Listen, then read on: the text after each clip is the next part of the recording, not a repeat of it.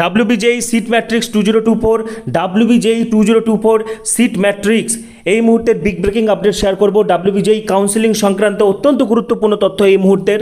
Welcome everyone, WBJEE counselling 2024 সংক্রান্ত আজকের video অত্যন্ত গুরুত্বপূর্ণ হতে চলেছে। মোস্ট ভাইটাল অত্যন্ত ইম্পর্টেন্ট তথ্য শেয়ার করব, ঠিক আছে। সিট ম্যাট্রিক্স, খুশির খবর রয়েছে।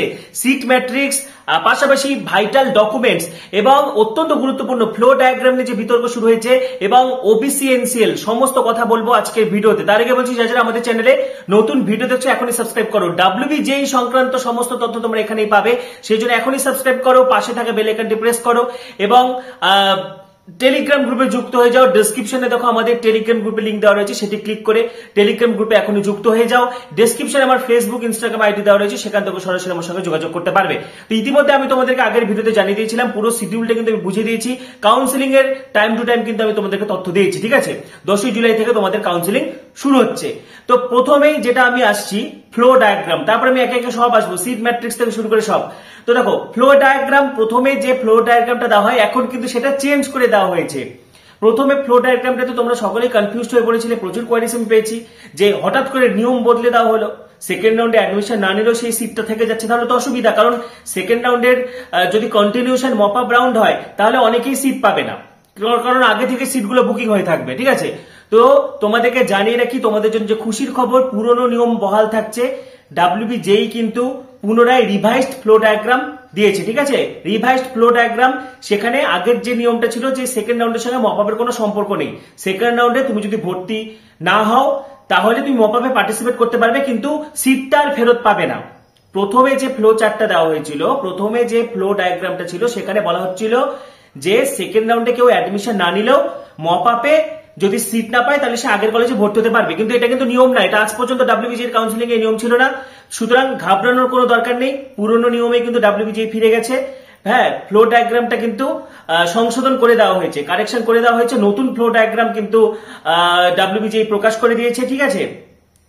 সেখানে কিন্তু লেখা আছে সেকেন্ড রাউন্ডে তুমি যদি অ্যাডমিশন না নাও তাহলে সেই সিটটা থাকছে না, মপ আপে নতুন করে পার্টিসিপেট করতে পারবে যারা অ্যাডমিশন নেয়নি, ঠিক আছে। দুটো ফ্লো ডায়াগ্রাম কিন্তু আলাদা, খুব ভালোভাবে খেয়াল করবে। এটা হচ্ছে ওল্ড ফ্লো ডায়াগ্রাম, এটা কিন্তু বাতিল করে দিয়েছে WBJEE নতুন ফ্লো ডায়াগ্রাম দিয়েছে, এটা পুরনোটা। এখানে একটি ভুল হয়ে গেছিল, এখানে বলা হয়েছিল যে সেকেন্ড রাউন্ডে যারা হচ্ছে ভর্তি হয়নি তারা যদি মপ আপে সিট না পায় বা আপগ্রেডেড না হয় তাহলে পুরনোটাতে অ্যাডমিশন নিতে পারবে, ঠিক আছে। এটা কিন্তু একদমই ভুল। দেখো এখানে not upgraded joint old institution, এটা ভুল করে ফেলেছিল WBJEE, ভুল করে এই ডায়াগ্রামটা দিয়ে দিয়েছিল। এটা কিন্তু রেকটিফাই করা হয়েছে এবং এটা হচ্ছে নিউ ফ্লো ডায়াগ্রাম। এখানে সব নিয়ম আগের মতনই রয়েছে, যেমনটা আমি তোমাদেরকে টাইম টু টাইম ভিডিওতে বলে এসেছি, ঠিক আছে। যে যারা আগের দুটো রাউন্ডে ভর্তি হতে পারেনি বা যারা আগের দুটো রাউন্ডে, ঠিক আছে, কোনো অ্যালটমেন্ট পায়নি তারাও পার্টিসিপেট করতে পারবে। প্লাস যারা আগের রাউন্ডগুলোতে পার্টিসিপেটই করেনি, ফ্রেশ ক্যান্ডিডেট, তারাও মপ আপে পার্টিসিপেট করতে পারবে। তো এই সমস্ত জিনিসগুলো বারবার বলা রয়েছে। তো ফাইনালি কিন্তু WBJEE এই ভুলটা কিন্তু রেকটিফাই করে নিয়েছে, ঠিক আছে। ফ্লো ডায়াগ্রামটা কিন্তু চেঞ্জ করে দেওয়া হয়েছে, এটা হচ্ছে রিভাইজড ফ্লো ডায়াগ্রাম। এবারে আসছি কাউন্সিলিং এর জন্য ইম্পর্টেন্ট ডকুমেন্টস। দেখো কাউন্সিলিং এর সময় তোমরা যখন রেজিস্ট্রেশন চয়েস ফিলিং করবে তখন কিন্তু তোমাদের ডকুমেন্টস কোনো লাগবে না, হার্ড কপি। কিন্তু যখন তোমরা একটা কলেজ পাবে, ভেরিফিকেশন করতে যাবে, তখন কিন্তু ডকুমেন্টস গুলো নিয়ে যেতে হবে একদম অরিজিনাল।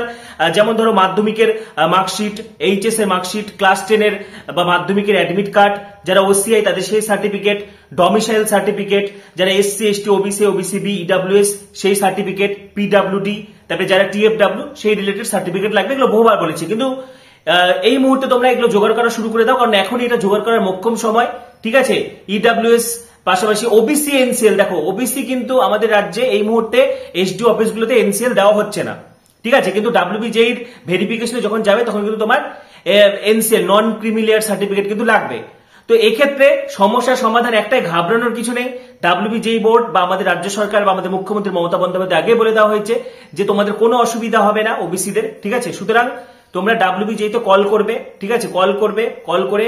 এবং আমাদেরও দাবি থাকছে WBJEE কাছে, অবশ্যই আমাদেরও দাবি থাকছে যে NCLটা বাধ্যতামূলক না করা হোক, ঠিক আছে। NCL ছাড়াই তোমাদের অ্যাডমিশন হয়ে যাবে বা বিকল্প কোনো একটা বন্দোবস্ত কিন্তু WBJEE বোর্ড থেকে করে দেবে।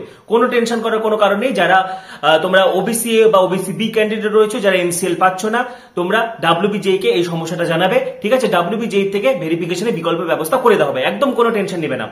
পাশাপাশি ডমিসাইল যারা বানাওনি বানিয়ে ফেলো, ঠিক আছে। ডমিসাইলের 3টা প্রোফর্মা রয়েছে, ইনফরমেশন বুলেটিনে পেয়ে যাবে। A1 A2 বা B, যারা কম করে 10 বছর রয়েছে, 31 ডিসেম্বর পর্যন্ত তোমরা A1 করবে। যাদের প্যারেন্টস স্থায়ী বাসিন্দা তোমরা B করতে পারো, ঠিক আছে। এবং যাদের এত কিছু ঝামেলা নেই, স্কুলের হেডমাস্টার থেকে সাইন করে নেবে A2।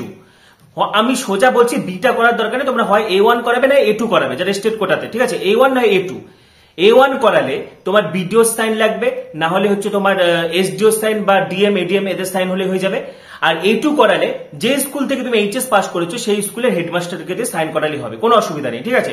তুমি যদি উচ্চ মাধ্যমিক 2024-এর পাশাপাশি 23-এ পাস করো বা 22-এ পাস করো, তাও তুমি A2টা স্কুল থেকে করাতে পারো, হেডমাস্টার বা হেডমিস্ট্রেস বা টিআইসি কে দিয়ে করাতে পারো A2টা, ঠিক আছে।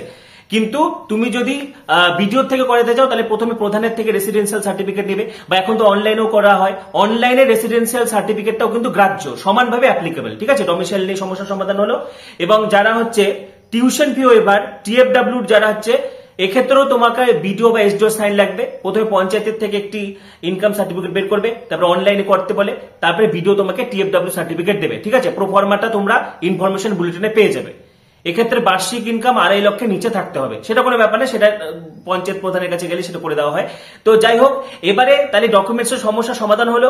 এবারে আমি আসছি সিট ম্যাট্রিক্সে। দেখো WBJEE সিট ম্যাট্রিক্স 2024 এবারে কিন্তু সিট সংখ্যা ব্যাপক হারে বাড়তে চলেছে, ঠিক আছে। এবারে সিট সংখ্যা বেড়ে গেছে এবং কাট অফ অনেক কমবে। দেখো এই মুহূর্তে যে ব্রেকিং আপডেট, রাজ্যে ইঞ্জিনিয়ারিং এ বাড়লো 7,000 আসন। রাজ্যে ইঞ্জিনিয়ারিং এ কিন্তু 7,000 আসন বেড়েছে, ঠিক আছে। পশ্চিমবঙ্গের চলতি শিক্ষাবর্ষে এক ধাক্কায় 7,000 আসন বাড়লো ইঞ্জিনিয়ারিং এ।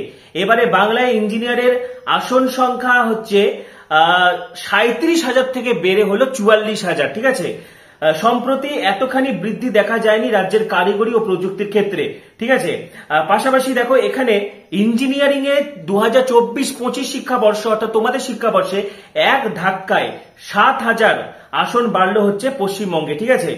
পাশাপাশি এই মুহূর্তে যে আপডেট উঠে আসছে, দেখো স্টুডেন্টসদের উদ্দেশ্যে শিক্ষামন্ত্রী ব্রাত্য বসু যেটা বলেছেন, চাহিদার কথা মাথায় রেখে রাজ্য জয়েন্ট সফল ছাত্রছাত্রীদের বিষয় নির্বাচন করতে হবে।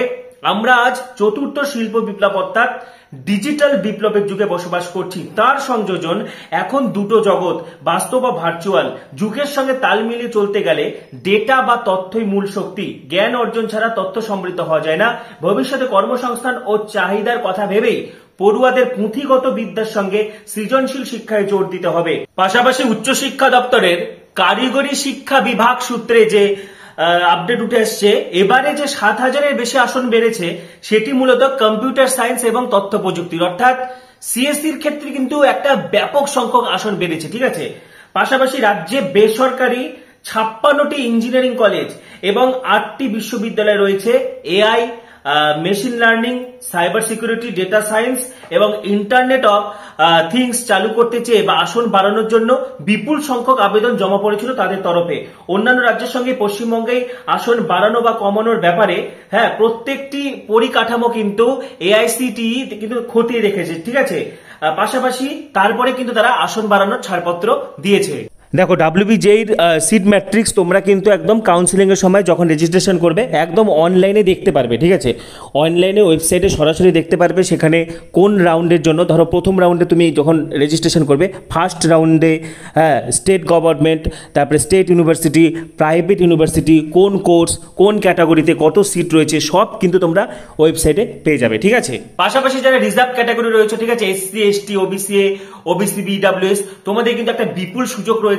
কারণ যেগুলো জেনারেলদের সিট, ঠিক আছে, সেগুলোতে কিন্তু সকলের অধিকার। জেনারেলদের সিটগুলো ওপেন ফর অল, কিন্তু কাস্টদের সিটগুলো কিন্তু কাস্টদেরকে দিয়েই ভরাট করানো হবে, ঠিক আছে। GMR থেকে কাউন্সিলিং হলেও ক্যাটাগরি র্যাঙ্কটা কিন্তু এখানেই ভাইটাল, ঠিক আছে। SCদের সিটগুলো SCদেরকে দিয়ে ভরাট করানো হবে, STদের সিটগুলো STদেরকে দিয়ে ভরাট করানো হবে, ঠিক আছে। OBCদের সিটগুলো OBCদেরকে দিয়ে ভরাট করানো হবে।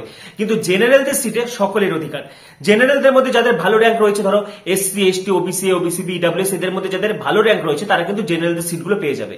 বিনিময়ে আরো কিছু SC ST EWS তারা কিন্তু চান্স পেয়ে যাচ্ছে, ঠিক আছে। ধরো একটা কলেজে 100টা সিট রয়েছে, 40টা হচ্ছে জেনারেলদের, 20টা SC, কিন্তু ওই SCদের জন্য যে 20টা সিট রয়েছে সেখানে শুধু SCদেরকেই ভর্তি নেওয়া হবে, অন্য কাউকে ভর্তি নেওয়া হবে না। বা STদের জন্য যে 10টা সিট রয়েছে সেখানে কিন্তু STদেরকে দিয়ে করানো হবে।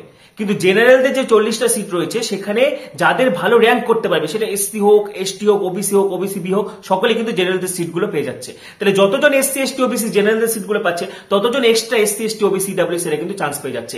এটাই কিন্তু রিজার্ভেশনের সুবিধা এবং রিজার্ভ ক্যাটাগরিতে কিন্তু একটা বড় সুযোগ রয়েছে। ঠিক আছে, তো WBJEE কাউন্সিলিং 2024 সংক্রান্ত কিন্তু অত্যন্ত গুরুত্বপূর্ণ ভাইটাল তথ্যগুলো আজকে শেয়ার করে দিলাম। 10 তারিখ থেকে তোমাদের কাউন্সিলিং শুরু হচ্ছে।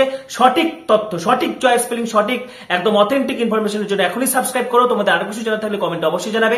পাশাপাশি পরবর্তী ভিডিওগুলির জন্য এখনই সাবস্ক্রাইব করো, পাশে থাকা বেল আইকনটা অবশ্যই প্রেস করো। ডেসক্রিপশনে দেখো আমাদের টেলিগ্রাম গ্রুপে লিংক দেওয়া রয়েছে, সেটি ক্লিক করে যুক্ত হয়ে যাও।